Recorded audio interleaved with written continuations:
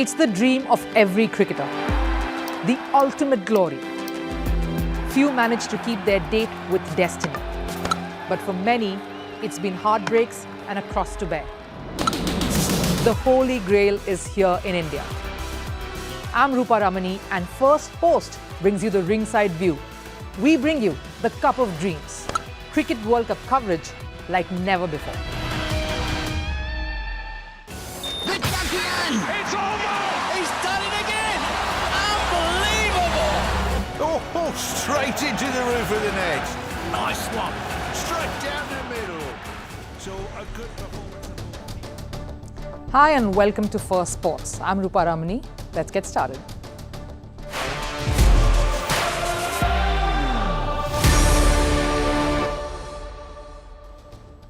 The weekend is almost here. It's been an action-packed week in India with the Cricket World Cup. It served as a reminder to never take any team for granted and never be complacent either. The next good or bad day is just around the corner. So today on the show, we have two interviews. The Indian cricket team will take on a side that hasn't lost a match till date and one who enjoy playing against India, particularly in the World Cups, New Zealand. We have an exclusive interview to set that match up for you. Also, squash is finally included in the Olympics in 2028. One man is especially happy about that. He was at the 141st IOC meeting when this was ratified. An interview with India's gold medalist who speaks about the journey and that of the sport itself. But before all that, let's take a look at what's making all the headlines in the world of sports in Sports 360. Starting with the World Cup, Virat Kohli was the top scorer in India's match against Bangladesh last night in Pune. He was instrumental in their successful run chase, scoring an unbeaten century. This was Kohli's 48th ODI ton. He is now one shot of equaling Sachin Tendulkar's record for the most ODI centuries.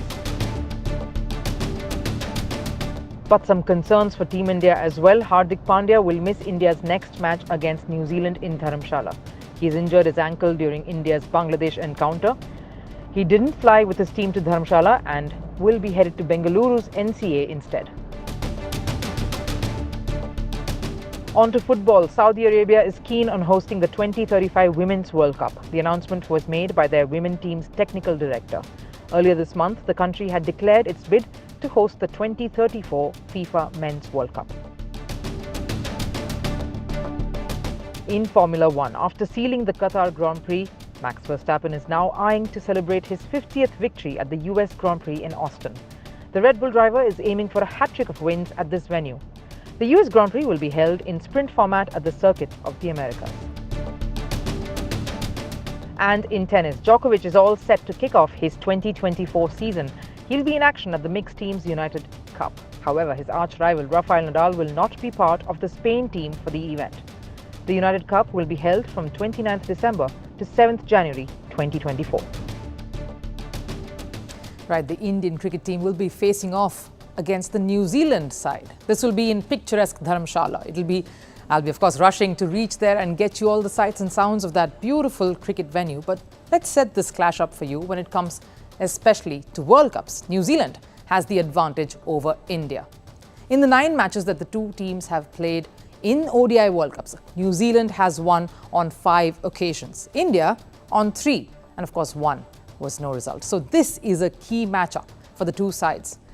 Both the teams are looking solid heading into this encounter. A few minor concerns regarding a few injuries or a few areas that are lacking for both the sides, but they will look to iron those out as the tournament nears halfway stage.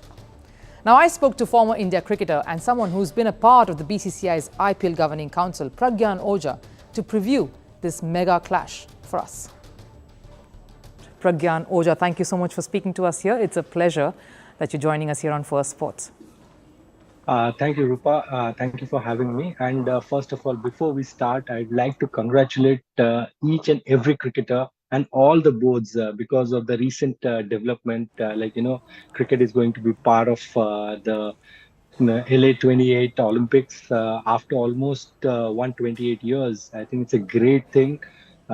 Saying that, I think we're also in between the great World Cup, and I think everybody's looking forward to it. We've got to speak about a team like New Zealand, who didn't really came into this tournament with a few niggles, concerns, a little jaded, a series loss, but somehow they've sort of turned things around.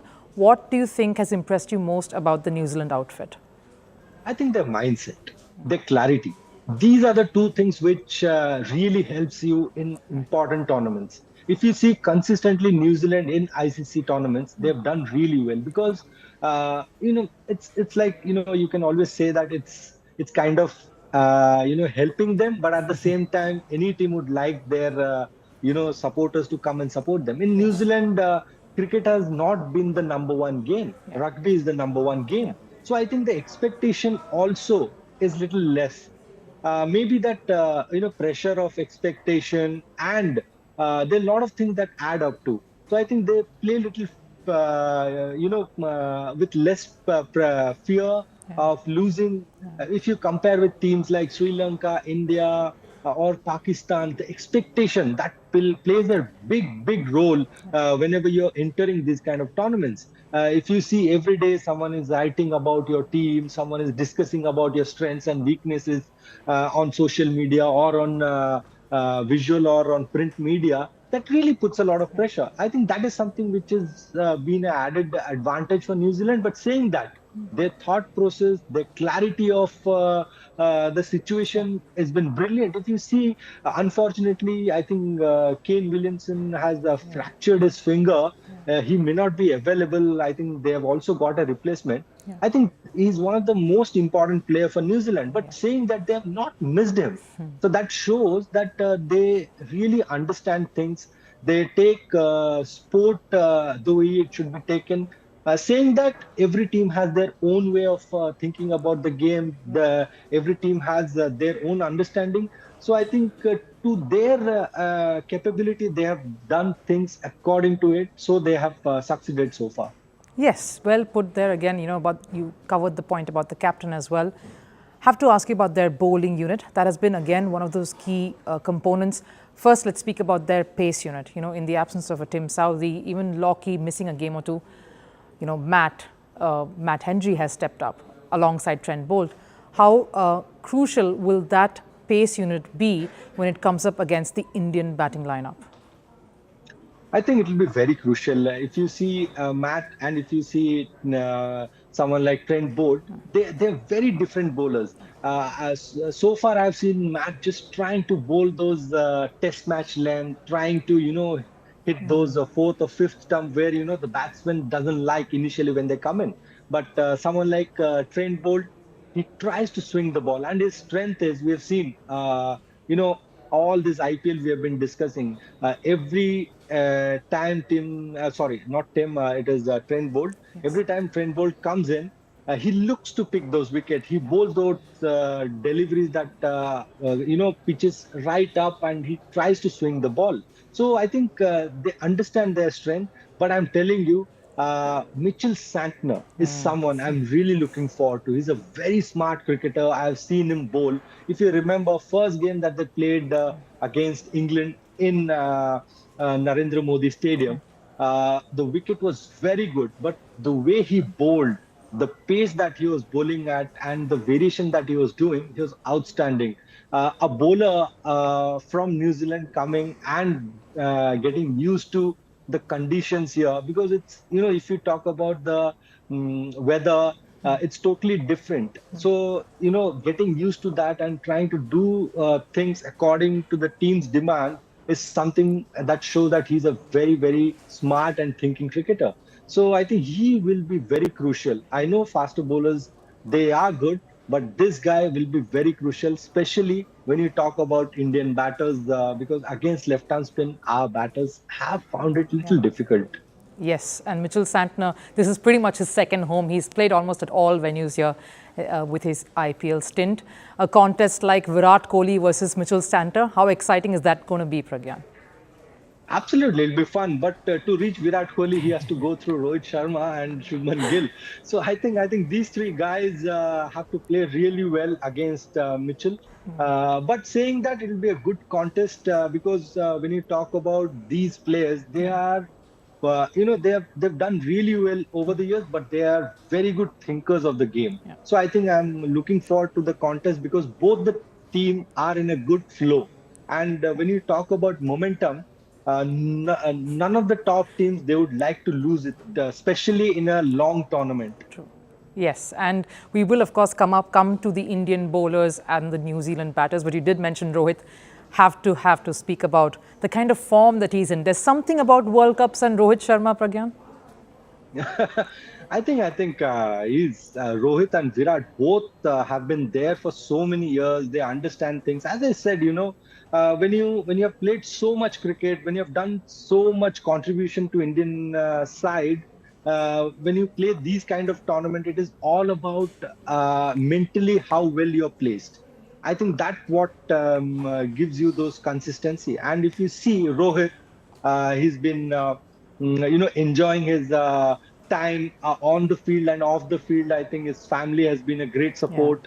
Same way, if you see Virat also is in doing the similar ways. All these great players, if you see on the field, if you look at their body language, you can understand if they're in the right space or not. Right. And then off the field, if you see, because we have access to social media, you can understand that what space they are in. So that is what I try and understand, because all these players, they have played so long. Yeah. They must be good at their job, what they do.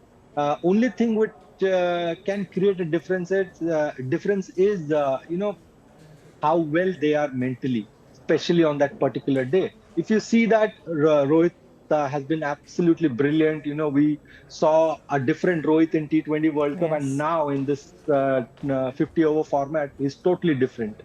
Right. And if you speak about the Indian bowlers, then how impressive has someone like Jasprit Bumrah been? Even despite, you know, encountering the flattest of tracks, he's really come up and sort of led the attack from a comeback. I think this is one of the best bowling attack, I would say, if you talk about in the recent times. Bumrah is there, Siraj is there. If and to sum it up, I would say someone like Mohammad Shami is sitting out and is not getting a place to play. Yeah. That shows that this team is really really loaded with some quality bowlers. And I would also like to add, at some point, I would like to see someone like Mohammad Shami come into the mix, because he's one of the best bowlers. The way he bowls with those new balls, and especially in the death also, I feel he will find his place. But it all depends on what the team wants to do with the combination, because they're looking for a lower order batsman in Shardul Thakur. Or if Right. the wicket is little slow, they would like to have someone like Ashwin. So I think because of the combination is not getting his place, that says a volume about what this team is capable of. The next question, obviously, is about the New Zealand batting side. We saw how Devon Conway has sort of stepped up and delivered at the top. What do you talk about taking charge there? Because we are missing someone like a Kane Williamson there. Yeah, I think I rightly put. I think Conway is very, very important wicket. Other than when you talk about Rachin, Rachin has played brilliantly. Especially when you talk about the first game, but it was only because Conway gave him that confidence. So I feel Indian team should look to get someone like Conway at the earliest. After that, things may change, because the middle order, as you rightly said, the New Zealand side totally depends on Kane Williamson. Then the dynamics change. Right. Because every team comes with a plan, and once you crack that plan as an opponent, then when they go to their plan B and plan C, that's when teams at times make some kind of mistake, and then the opponent capitalizes. But if you don't let the team move away from their A game, they will always win. So the most important thing is, as a opponent, you would look to beat their A game so that they change their plan. A word on Rachin Ravindra. How impressed have you been by that lad? Just came first match in a World Cup scenario, and the way he's played and carried the team forward. No, I think Rachin has been brilliant. As I said, it's not easy. Whatever may be the situation, how good may be the wicket, or you can have the best of the batsmen as your partner, but that temperament shows that he's made for this level. And I would say that it's just the beginning for him. If he really works on his bowling, he can be one of the best all-rounders, because I've seen he's got that little bit of left-arm spin in Yes. him. but he needs to bowl more. That will help him improve because he's reached the highest stage here playing for his country. From here, I wouldn't say that he needs to change so many things, but if he consistently bowls a lot, so he will get the understanding. Because when you talk about game sense, he's got that. Without having a game sense, you cannot play Test cricket, you cannot play international cricket. So he's got that. Only thing that I would like to see as a fellow spinner, that he bowls more. Only that will help him get that consistency, get that idea of understanding the opponent. Right. I'm going to put you on the spot here. If you're looking at an India-New Zealand clash, which way would you see this match going, and what would be the one key differentiator for you? I think for me it will be India. No, it's not. You can anybody can say that I'm being emotional, No. but if you look at the momentum that Indian team is carrying, it's been brilliant. The statements that they have been making, they're finishing games. Last two games they have finished in 30, under 30, 35 overs. That is a big statement. And if you see as a home team, if you have to tick boxes, you see your faster bowlers have done their job. If you see the spinners have done their job, if you see middle order is ready, Shreyas Iyer has delivered. Then if you talk about the openers, yes, unfortunately Shubman was down with health issues, Yeah. but he's back and he should be ready to go. Rohit is doing really well, back to back big runs, and Virat obviously bigger the stage, better the performance he delivers.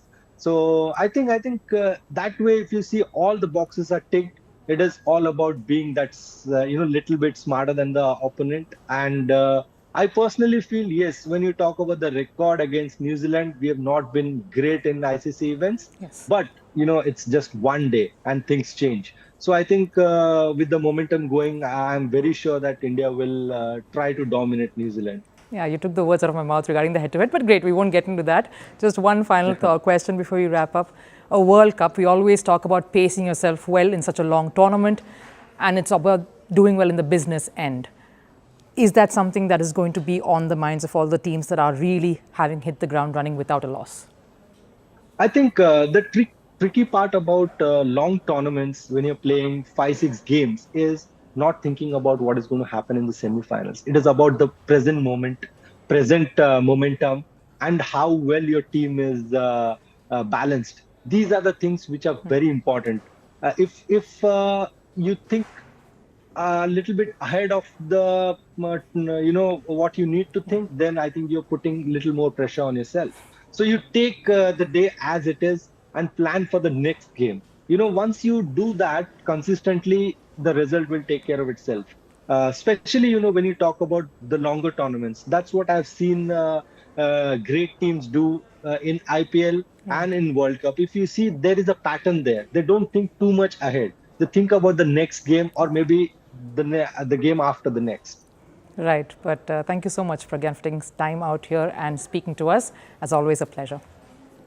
Thank you. Thank you for having me. There's one game that we want to talk about today.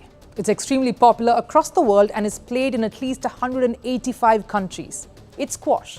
Squash has a long history and is considered as one of the oldest racket games. It was played in schools in London in the 1800s, and by 1864, the Harrow School in London had built 4 courts for squash. After more than 170 years of the sport being invented, it has finally gotten the global spotlight that it truly deserves. Now, squash has been included as a medal sport in the 2028 Los Angeles Olympics. But do you know what the sport is about and how popular it really is? We know squash is a racket and ball sport. It is played either in the singles, doubles, or mixed doubles categories. The sport is played in a 4-walled court. The objective of the game is for players to hit the rubber ball in such a way that the opponent is unable to play or hit it back as a return. Each game is a race to 11 points. If the players are tied at 10, then the first player to get to 2 lead points with a difference of 2 is the one who wins. Squash is quite easy and fun to play, and spectator interest has grown over the years. In fact, squash has a major fan following. It's estimated that there are over 20 million fans of the sport. Some of the most well-known squash players include Rami Ashore, Joshna Chinnappa, of course, Jonathan Power and Amanda Sobey. And squash can be played as an individual event or as a team composition, as we've said.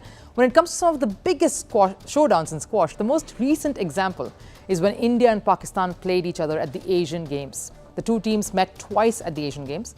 Pakistan got the better of India in the first of the two encounters, and then the two teams were head-to-head for the final. The men in blue trumped Pakistan to win the gold in men's squash at the Asian Games, and what an electrifying atmosphere that particular match had. A victory that truly delighted fans and inspired millions of Indians. Now, squash has seen a steady rise in Asia. India, Malaysia and Hong Kong are considered the powerhouses from this continent. The world is taking note of the popularity of squash, and the craze for the sport is growing in India and South Asia. With its inclusion in the Olympics in 2028, it's given Indian athletes another stage to prove their mettle. And we are excited to have more sports such as this being included at the Olympics. Even if so, for the very first time, and to shed more light on this, in our My Cup segment today, I'm privileged to be joined by sort of the voice of squash here in India, an Asian Games gold medalist, Saurav Ghoshal. He's joining us from Kolkata. He also attended the IOC session recently. Saurav, it's a pleasure to have you here on Firstpost. No, thank you very much. The pleasure is all mine. I'm glad to be here. You know, the first thing that I have to ask you, I know you attended the IOC session, the 141st session in Bombay. We were very envious. The who's who of the entire sporting world was gathered there. Tell us about it. How was it all? And whom did you love interacting with, for instance?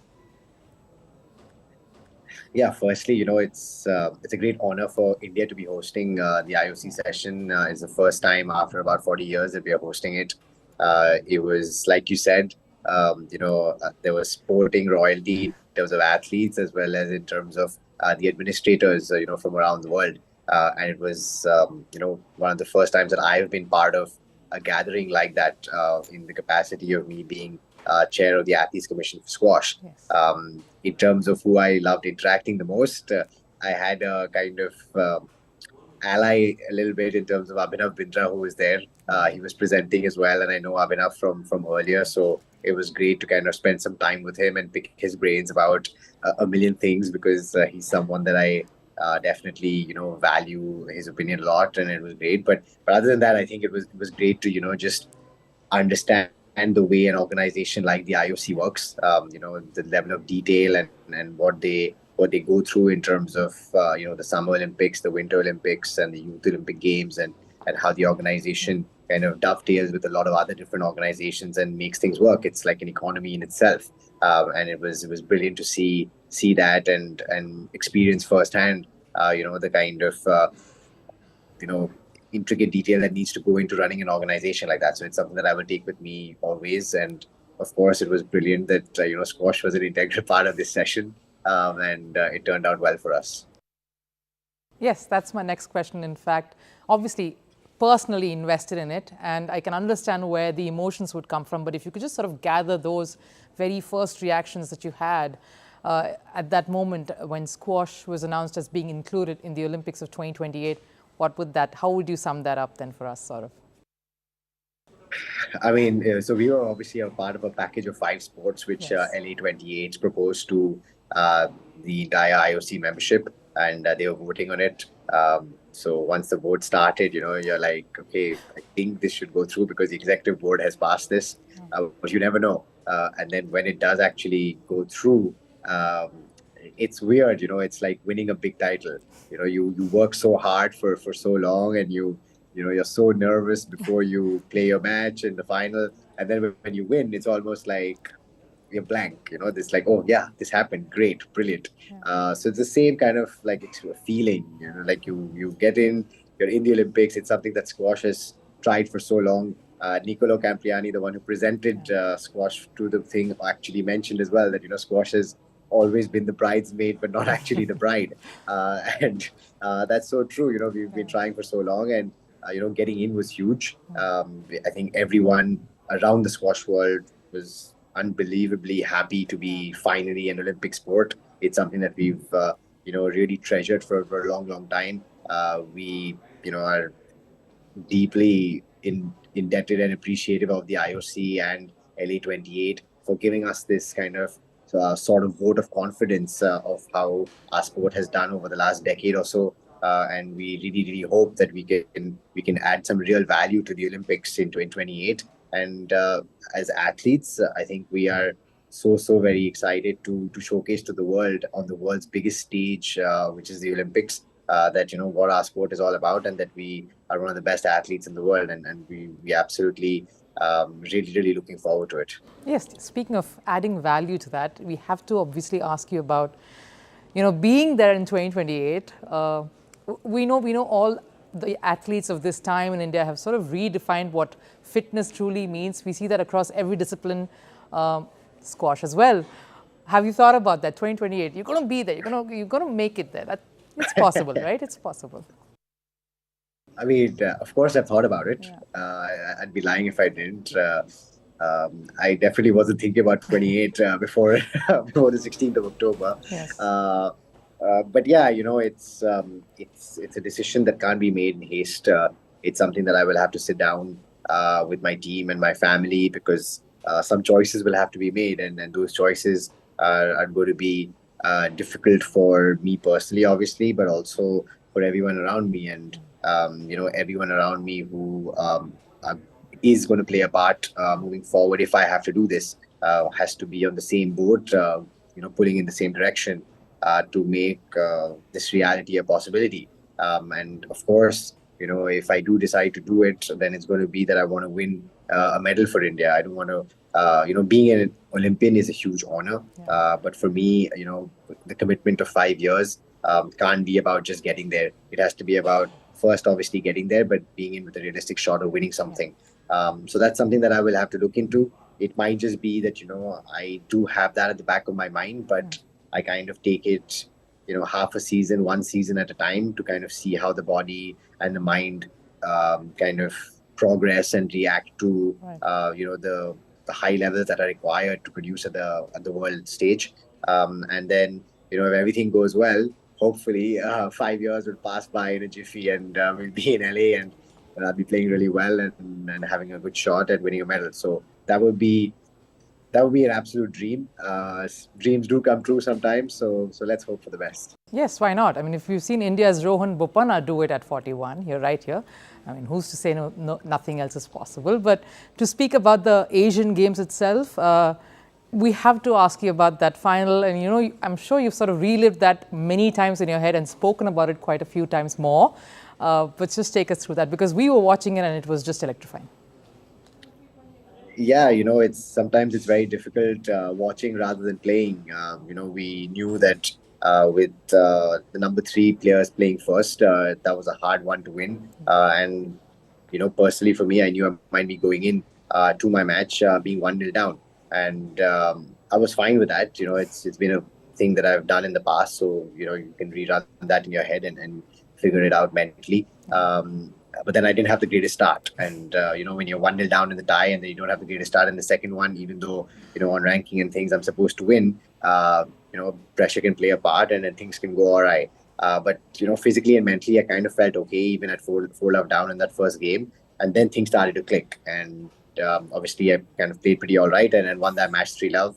And it was good to win that match the way I did, because I think it calmed everyone down on the outside as well. If it's really close, then it becomes harder, especially with Abhay coming in, play the decider. It's his first Asian Games. It's important to kind of give him that sense of serenity and calmness. And that's one of the things that we spoke about the night before as well, that, when we are playing Pakistan, we need to, take away the edge which already exists.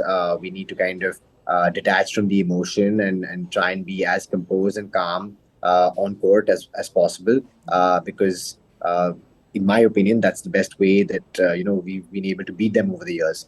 And for the most part, Abhay did his bit, did well, but obviously we were 10-8 down, match ball in the 5th, 1 point away from losing, and at that point in time, to be honest, it was like the night before, we had this team talk, and I said, winning and losing is not in our control. We can't control it entirely. But the effort that we put in as players, each one of us, that is entirely in our control. So even at 10-8 down, I think we had done everything we could to win that tie. So we could walk away incredibly proud of the effort that we had put in. Of course, we would be disappointed.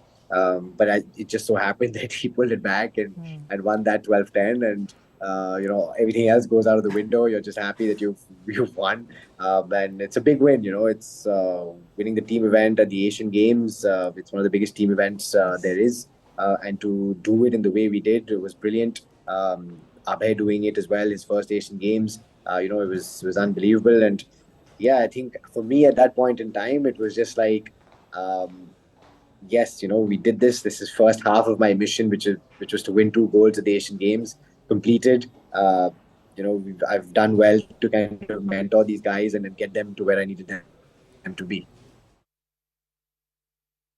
So how was the team celebrations after that? I'm sure it would have been a very heartwarming, energy-packed sort of a celebration post the win.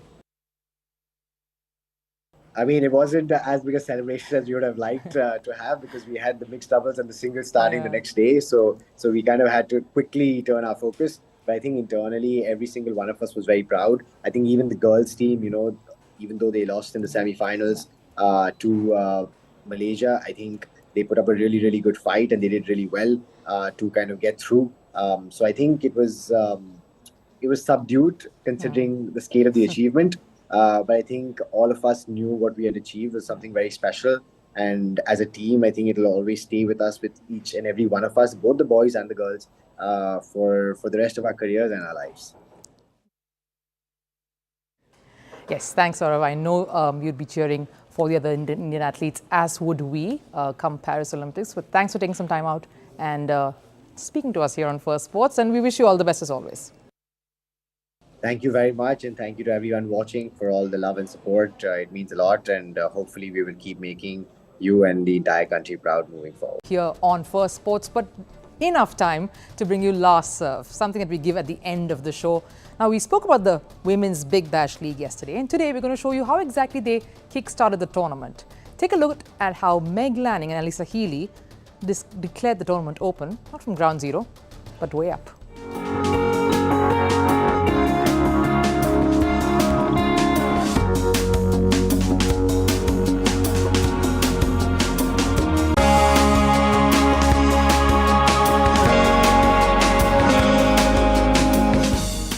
Thank you for watching Firstpost here. We, of course, will be going to Dharamsala, which is where you'll catch us next. But for now, thank you and bye-bye from the studio. See you in Dharamsala.